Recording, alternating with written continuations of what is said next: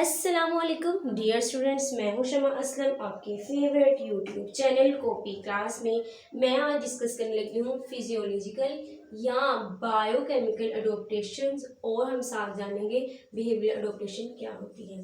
First of all question ये arise होता है कि अडोप्टेशन क्या है। अडोप्टेशन किसी भी जानदार की फिजियोलॉजी और उसकी ऑर्गेनाइजेशन में ऐसी मॉडिफिकेशन है, ऐसी मुताबिकत है जो कि उस जानदार को इस काबिल कर दे कि वो ख़ास इन्वायरमेंट के अंदर सक्सेसफुली सरवाइव कर जाए। क्या कर जाए? सक्सेसफुली सरवाइव कर जाए। वो आसानी से अपने लिए खुराक को तलाश कर सके, अपने लिए मेड को तलाश कर सके। क्लियर है ये चीज़ के अडोप्टेशन क्या है। अब नेक्स्ट जानते हैं कि फिजियोलॉजिकल या फिर बायोकेमिकल अडोप्टेशन क्या है।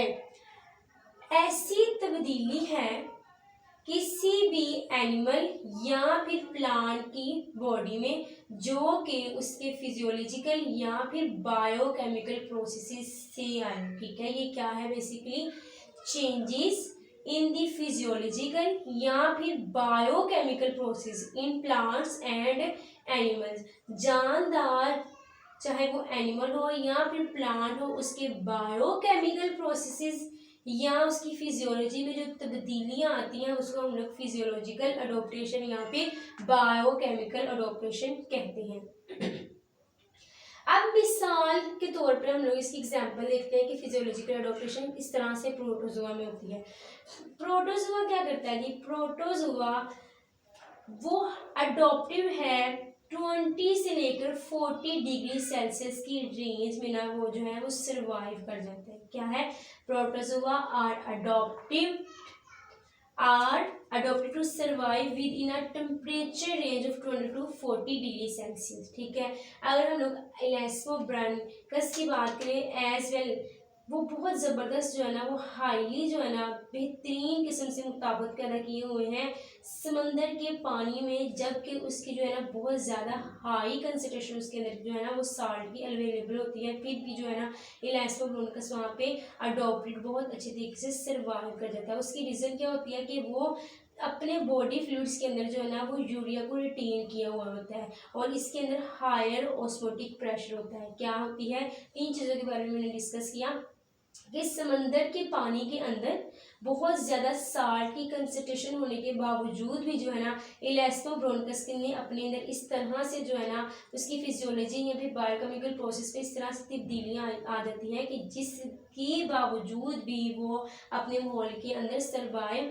कर जाता है। उसकी रीज़न क्या होती है? उसकी रीज़न ये होती है कि अपने बॉडी फ्लूइड्स के अंदर जो है ना वो यूरिया को बरकरार रखता है। ठीक है, और उसके पास क्या होता है? हायर ऑस्मोटिक प्रेशर होता है।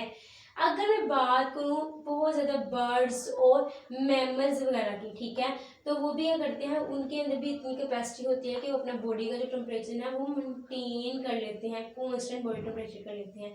नेक्स्ट अगर हम बात करते हैं डेजर्ट एनिमल्स के बारे में। अब डेजर्ट के केस में सहरा है, वहाँ पे वाटर की अवेलेबिलिटी नहीं है, तो इन जानदारों ने रेट ऑफ रिस्पिरेशन को कम कर लेना है ताकि जो है ना वाटर का लॉस जो है ना वो बहुत ही कम हो। ठीक है, क्या कर लेना है इन्होंने करना है रेट ऑफ रिस्पिरेशन को कम करना है। दूसरा, इन्होंने एक्सक्रीशन करनी है सॉलिड यूरिन की। किस यूरिन की एक्सक्रीशन करनी है? सॉलिड यूरिन की। या फिर उन्हें ड्रायर जो है ना फीसिस को एक्सक्रीट करना है डेजर्ट एनिमल्स ने, ताकि वो अपने माहौल में अच्छे तरीके से सर्वाइव कर जाएं with the changes in the physiological processes that are in living plant and animals. Next हम बात करते हैं मेकिंग फिनोम के बारे में। यहाँ फिर हम लोग कह लेते हैं कि इन्होंने क्या करना होता है, इन जानदारों ने स्लाइम को सिक्रीट करना होता है ताकि जो है ना एनिमीज के खिलाफ ये ना वो हिफाजत कर सके अपनी। ठीक है, और ये भी सारी की सारी किस वजह से आता है? ये फिजियोलॉजिकल अडोप्टेशन की वजह से ही जो है ना स्लाइम सिक्रीट होते हैं ताकि हिफाजत मिल सके अगेंस्ट एनिमीज। नेक्स्ट है जी नाइट फोटोसिंथेसिस यानी कि C4 फोटोसिंथेसिस। अब ये जो डेजर्ट में जो रह रहे होते हैं प्लांट्स जैसे कि कस्टिस है, इसने भी अपने अंदर जो है ना फिजियोलॉजिकल अडोप्टेशन लेके आनी है ताकि जो है ना स्टोमेटा जो है ना वो उनके ज़रिए पानी का बहुत ही कम जो है ना वो लॉस हो सके, और इन्होंने दिन के वक्त भी जो है ना अपने स्टोमेटा को बंद करना है, ठीक है। In other words physiological adaptation to prevent water loss from stomata by keeping them closed during day time. अब नेक्स्ट हम बात करते हैं बिहेवियरल अडोप्टेशन के बारे में। किसके बारे में बात कर लेंगे हैं? बिहेवियर अडोप्टेशन के बारे में। ये इनहेरिटेड बिहेवियर है। क्या है? बेसिकली ये विरासती जो है ना उसमें जो है ना रवैया है किसी भी जानदार का, बिहेवियर अडोप्टेशन।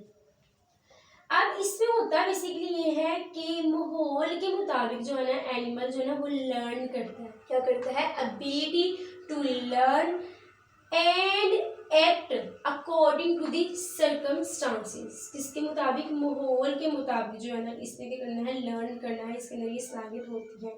मिसाल के तौर पर इसने एनिमल ने क्या करना है? सर्च करनी है, किसी भी जानवर ने सर्च करनी है फूड की या फिर मेट की, ताकि वो रिप्रोडक्शन का प्रोसेस कर सके। फूड की इस वजह से करने की अपनी मेटाबॉलिक एक्टिविटीज को बरकरार रख सके और खुद को सर्वाइव कर जाए, ठीक है। और अगर तो सहरा है, ठीक है, और दिन का टाइम है, तो इस जानदार ने क्या करना है? अपने खुद को ब्यूरो में छुपा लेना है। कहाँ में छुपा लेना है? ब्यूरो में छुपा लेना है, ताकि जो है ना ये जो है ना बहुत तेज शिद्दत की धूप है ना उससे बच सके। अगर दुश्मन का खदशा हो यानी कि शिकारी आए, ठीक है, तो उसकी वजह से भी जो है ना वो जानदार जो है ना वो ब्यूरो में छुप जाता है ताकि वो किसी भी दुश्मन से बच सके। और ऐसे बहुत ज़्यादा जो जानदार हैं उन्होंने क्या करनी होती है? वार्निंग साउंड्स पैदा कर लेनी होती है। जब वार्निंग साउंड्स पैदा कर लेनी होती है तो उनकी सेम स्पीशीज़ को जानदार हैं वो भी उनको आगे बचा लेते हैं। इस तरह से वो जो है ना शिकार होने से बच जाते हैं। दोबारा रिपीट कर रही हूँ, सर्च कर इनके अंदर ऐसी बिहेवियर अडोप्टेशन होती है जिसकी मदद से जो है ना वो सर्च कर लेते हैं फूड की, मेट भी कर लेते हैं, ठीक है। अब नेक्स्ट ये है कि वो जो है ना वार्निंग साउंड को प्रोड्यूस कर लेते हैं ताकि जो है ना वो शिकार से बच सकें, ठीक है। और अगर तो शिकारी आ गया है और जो है ना प्रे ने देख लिया तो वो भी खुद को ब्यूरो में छुपा लेते हैं ताकि जो है ना एनिमीज जो है ना उससे बच सके। नेक्स्ट मैंने ये डिस्कस किया कि बहुत ज़्यादा जो एनिमल्स ऐसे होते हैं अगर डेजर्ट में रह रहे हैं तो दिन के वक्त खुद को ब्यूरो में छुपा लेते हैं ताकि अपनी हिफाजत कर सकें, जो वाटर का लॉस है वो भी मिनिमम हो सके। तो ये बेसिकली हम लोगों ने किसको डिस्कस किया था? बिहेवियरल अडोप्टेशन को डिस्कस किया है, जो कि क्या है? एक इनहेरिटेड बिहेवियर है। इसकी में जो है ना जानदार जो है ना वो एक्ट करता है, बिहेव करता है अकॉर्डिंग टू दी सर्कमस्टांसेस। अगर तो डेजर्ट है तो उसने ब्यूरो में छुप जाना है, अगर तो उसको खुराक चाहिए तो उसके लिए भी उसने अलग से जो है ना वो लर्न करना है और उसको सर्कमस्टांसेस के मुताबिक जो है ना उसको अडॉप्ट करना है। क्लियर है चीज़? होपफुली कि आपको बहुत अच्छी अंडरस्टैंडिंग होगी फिजियोलॉजिकली और बायोकेमिकल अडोप्टेशन के बारे में और साथ साथ बिहेवियर अडोप्टेशन के बारे में। अगर तो वीडियो अच्छी लगी हो तो ज़रूर लाइक कीजिएगा, कमेंट बॉक्स में बताइएगा कि आज की ये जो वीडियो है आपको कैसी लगी।